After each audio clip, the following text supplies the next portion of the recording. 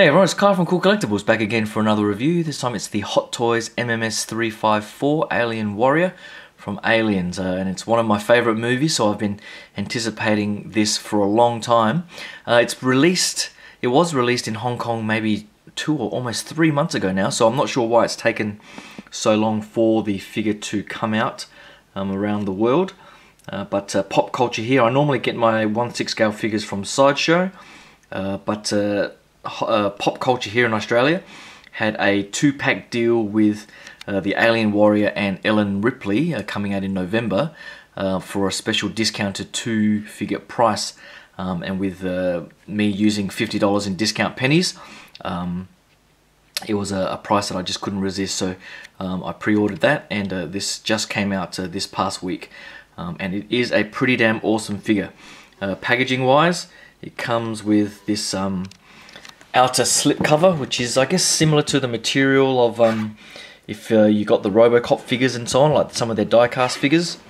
So it's got this outer slip cover with the nice sort of alien artwork that you see there, and then when you take that off, it just comes with this sort of standard window box style that you take out with all the contents, and there is the cast and crew of the figure. And this figure is a little bit pricey, and as you can see, it doesn't come with much at all. But I guess most of the price, I guess, goes into the amount of detail in the bodysuit and the paint application and so on, and that amazing head sculpt. So accessories wise, it just does come with a couple of these acids sprays that you can attach to the body. And I didn't actually realize that these are attached via magnets. Well, I can't see any magnets on this one, so this one here, if I just bring the figure in, so along here, along this ridge here is a magnet, so I'll just zoom in like so, and then you can just sort of place it to fit along the ridge, and the magnet just connects, and it does look pretty good. So hopefully they do come out with the 2.0s of the Alien Marines. They did release these back in the early days of Hot Toys, so they're probably getting on to maybe 7 to 10 years ago now, I think. But if they do 2.0 versions of those, I'm going to be very hard pressed to resist them, because Aliens is one of my favourite movies from that sort of period, from James Cameron. This variant, you'll see that it's got 3 ridges or so, so I think you can just sort of shove it into these rib cage areas. I'm not sure how I'm going to do that, or if there's a magnet in there or something that I'm not sure how that actually goes in, to be honest. But either way, you jam it in there in the rib cage somehow, and it sort of sticks in there, and looks like he's getting a body shot. So these ones, the moulding is okay, and it's sort of this translucency type plastic, but overall would have been nice if they had some more accessories for the price. I mean, in US dollars this goes for about $250. In Australia it goes for $350 and above, so for that price range I would have hoped for even just a face hugger or something like that, or an egg or something, or even a backdrop of some scene in the movie would have been nice. I guess the other accessory is this pretty nice base. I'll just get the figure out the way. See, no, he's not going to be able to stand up on his own. I'll just put him down. The base is actually really nicely done. I actually love the amount of detail and paint application on this. It's very reminiscent of the flooring and the design of the that outpost or whatever it was that they found the aliens in. I think this is just a rehash of the original release, so it's not the first time Hot Toys have released the Big Chap and Aliens figures, I think. So this, I think, is just a repaint of that original one. But I never got those figures, and so this is a definite nice addition. And I think the Ripley figure and so on, I think they're going to come with the same sort of similar base. So fairly nice there, but I'll grab the figure again, hold on. Alright, so here is the figure, and I've zoomed in to try and get some of the the detailing, and the detailing and the paint application is just really nice. It's got a nice sort of glossy look to it, and depending on how you sort of angle the light, you get the sort of bluish tinge to it, or the brown or bronze look to it. So it almost changes with the light almost. So I really like that effect. I mean, for Aliens, you know, I guess Cameron did use a very sort of bluish sort of color timing to it. For the original movie, there was a bit more of a brownish look, especially in Alien 3 as well, I think. But I love how it sort of changes with the lighting. I actually prefer the sort of bluish tinge. That's how I remember the movie, at least. And they've really captured that very nicely. The body, you get that same sort of paint wet effect, and the detailing in the torso, the arms there. If I just go around to the back here, you'll see the detailing in the back. I don't think these move at all. I think they're just glued in, I think. But overall, they do look very nice. Come down to the torso, so it's one whole piece under there, which I guess does lead to the lack of articulation with this particular figure. This whole suit under here is just one piece of rubber, and these arms as well have rubber all the way along, so it's almost like an outer body suit for what is underneath. The detailing, I guess they've done it as a compromise to you know, aesthetics as opposed to articulation. And I guess for this one, you're probably going to have it mainly in a standing up pose. And they do have warnings in the instruction book to not leave the legs or the arms and the knees bent for extended periods, just in case you sort of deform and damage the rubber. So most of the poses will be in a fairly museum type pose, but overall most of my collection is like that, so I'm not going to complain too much. I'll try and give you a look at the articulation. Hold on. The neck rotates fairly well, so you get a fairly good range of motion side to side until you sort of reach these ridges here on his shoulders. Up and down a little bit, not too much, but I think you know, a lot of collectors have it sort of arching down and looking to the side to get that bit more of a menacing look. So I'll try and copy some of the poses I've seen online. So overall, the head articulation isn't too bad. And I'll show you the mouth articulation in a second. With the arms, the instruction manual does say to not extend the arms out any further than about 30 degrees, I think. So not much of a range of motion there, but rotating them around, you get a pretty good range of motion. So just be careful of any paint rub along that ridge there. But other than that, that's not too bad. With the arms, you can get about a 90-degree bend, and you can sort of feel the joint in there. Mine's a little bit tight. I'll try it on this side.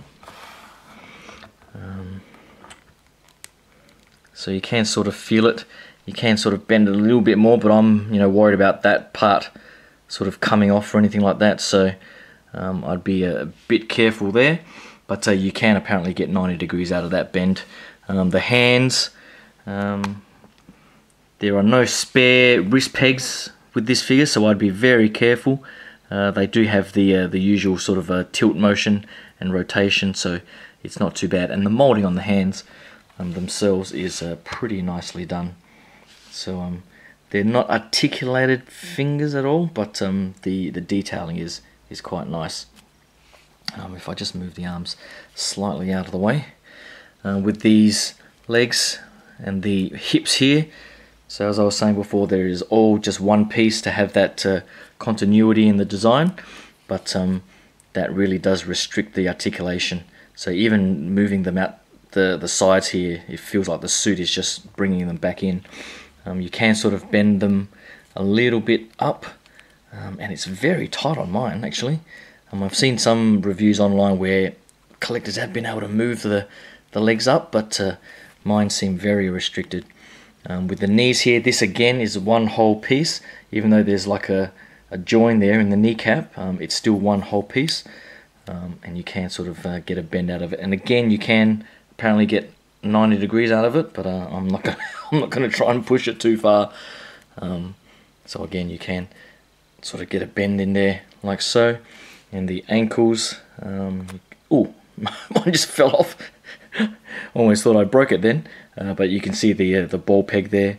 So you just slot that back in there. I'm not sure if there's much of a ankle sort of rocking motion, to be honest. And you've got to be careful that with the only sort of bend in that direction, if you then try and move it in the opposite direction, you might just snap that right off. So just be careful. And this is the first time I've actually seen a ball joint with a screw through it. So I'm not sure if that's just for extra strength or something like that, but that's an interesting bit of a difference there that I've noticed. So you can just sort of put that back in and pose it up how you sort of want it.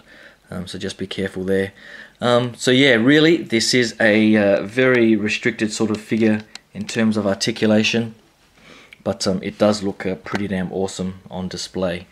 Almost forgot to show the torso articulation. So this upper half here, where the ribcage is, seems to be separated from the underlying sort of rubber suit here, so you can get a bit of rotation there. I'm not sure how far you'd want to push it, but it does seem to rotate quite a bit. So you can get a bit of left and right action there, and the ab crunch is actually pretty good too, so you can extend it up fairly straight like so, and then get a fairly good bend out of it like that. It doesn't feel like it's ratcheted or anything there, so I'm not sure what sort of mechanism they've got in there, but you can sort of get it crouching over to give it that bit more of a menacing look as it's stalking around. So I'll probably try and pose it up similar to that. And these legs, I just can't move these legs at all, to be honest. I don't want to snap anything off. But most people I've seen have just sort of had it sort of raised up a little bit like that instead of straight down. So I'll probably leave it like that with just a bit of a knee bend in there, like so. So I'll see how I go. I'll post up some photos on the Kool Collectibles Facebook page. Now I guess with the head and the mouth feature, this whole sort of jaw section here is a very sort of rubbery, soft rubber material that I'm hoping doesn't deteriorate over time, because it does feel very soft. But the reason why they've got that is so that you can sort of flick this lever on the bottom here and open up the mouth. Now I'm going to try and... oh, there we go. Alright, so it wasn't too hard to get that to lock in place, and the trick is really, a lot of people have had problems trying to lock it into place, but the trick is when you slide this lever, it gets to a point where you need to essentially pull it down. So once you sort of pull it down like so, it'll lock into place. So it needs to sort of lock in by pulling it down, and then you get the inner mouthpiece sticking out, which doesn't look too bad. It's a little bit weird in that it comes out at a bit of a strange angle, really. So it would have been nice if it was, I don't know, maybe a little bit higher. But it's the same sort of problem that I think you know, other figures like NECA and so on have had, and they do have a warning that you know, don't leave it in this sort of position for a long time, because this material may deform, and it does look very soft and stretched like that. So I would never leave it like that for any sort of length of time. So I'm not sure if there's any sort of material out there that can sort of keep this moisturized, but it does feel, yeah, I would have preferred a separate sculpt or something like that, to be honest, with that sticking out instead of this sort of action. So let me try and get that back in, and then it closes up. So I think I'll be happy enough with that look. The teeth look pretty nice. Love how it's got those little indentations where the eyes would be, but the overall the design on this is just pretty damn amazing. So yeah, on the face of it, if you're an Aliens fan, this is pretty much a must-have. It's a shame that the articulation is so limited, because it would have been nice if you were able to get this into some sort of crouching poses and so on. But I have seen some fairly decent poses where it's just sort of almost just stalking as opposed to crouching, so I'll try and copy some of those. But that is pretty much it for the Alien Warrior from Hot Toys. Oh, I guess I haven't mentioned that the tail here is on a wire, and my hand's also fallen off as well, so it looks like my joints are a little bit loose. At least it hasn't snapped. I have seen some photos where collectors have snapped those right off, so luckily mine hasn't snapped. But as I was saying, this tail is on a wire in there, so you can sort of bend it how you see fit. So, and it is pretty flexible, plastic or rubber over the top of it, so that's pretty nice as well. So that is pretty much it for the Hot Toys Alien Warrior. I'll probably set it up on display with my Predators.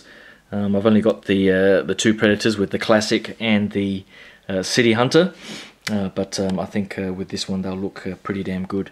So hopefully you like that quick look at the Hot Toys Alien Warrior. Click that subscribe button, because I do have the Hot Toys Force Awakens Finn coming up next, and I also just got my shipping notice from Sideshow for the Asmus Gandalf the Grey. So hopefully you can subscribe and stick around for those upcoming reviews. Thanks again, and I'll talk to you guys soon. Cheers.